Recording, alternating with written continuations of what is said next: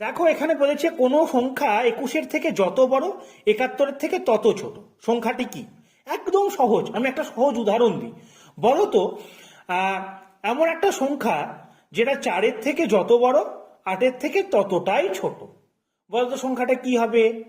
কি হবে বলো? 6 হবে। কেন? 4-এর থেকে 6 কত বড়? 2 বড়। 8-এর থেকে 6 কত ছোট? 2 ছোট। তাহলে আমি কি করে পেলাম? 4 আর 8-এর গড় করে পেলাম না? মানে 4 + 8/2 করে 6 পেলাম না? এক্স্যাক্টলি এখানেও তাই হবে। এখানে কত হবে বলো? 21 + 71/2, 92/2, তার মানে 46। 46 হচ্ছে সেই সংখ্যাটি।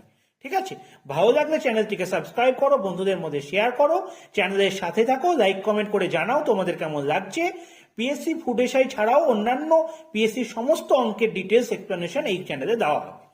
চ্যানেলের সঙ্গে থেকো।